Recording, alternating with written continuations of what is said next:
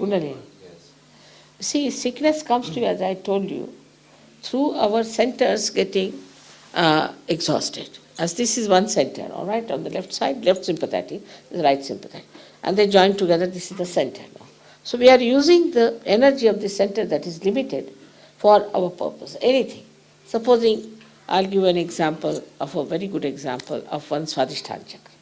Is the center, in the second center, which looks after the aortic plexus in the medical terminology. But it's not complete, I mean, it's one of the parts. Now, the work of the Swadhishtan Chakra, according to Sahaja Yoga, which has worked, of course, wonders with this theory, that it gives energy for the replacement of the brain cells. Because we never think about it. We are using the brain all the time. We don't think how it is replaced. Even in the medical science, they don't think about it. So one of the works it has got. It moves here. And also it has to look after your liver. It has to look after your pancreas. It has to look after spleen. It has to look after your kidneys. It has to also look after the lower part of your large intestines. All right? Now, but all the time a person is thinking. These days everybody thinks too much and very futuristic. As a result, it cannot pay attention to all other things. So what happens? The first thing is affected is the liver. Now liver gets all the heat from the whole body and eliminates it. It's poison from the body, you can say, eliminates it into the blood circulation. It goes into the blood. Now when, you see, liver is not attended to or doesn't get sufficient energy, it starts working very hard. So it becomes overactive liver and this heat cannot be removed. So the heat starts rising upward and downwards. As a result, your what you call the lungs are made of, as you know, they are made like a sponge. So it becomes coagulated and you develop asthma. We cure asthma through liver, curable. Then it descends down. When it descends down, it affects your kidneys. By that you get high blood pressure. Also, the another thing you get is constipation. Then your pancreas is neglected. When pancreas is neglected, you get diabetes. Only the people who are thinking, sitting, planning for future get diabetes, never a villager.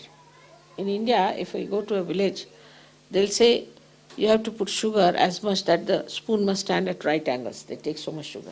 Nobody gets diabetes because they earn in the morning, nicely go home and sleep off. Here we think and think and think of the future. So the neglect of the pancreas gives you diabetes. Now we have many people who have cured of diabetes also. Then the third one is the worst, is the spleen. That the spleen is like a, we say rhythm, keeps the rhythm. It's a speedometer in us.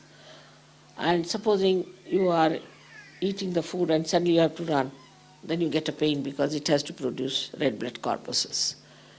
But if you are always in an emergency in modern times as you are, first of all you read the newspaper, you are under shock. Because newspaper must shock you. So then another shock, then another shock. Then in the traffic you get a shock. So this poor spleen doesn't know how to behave in this crazy world.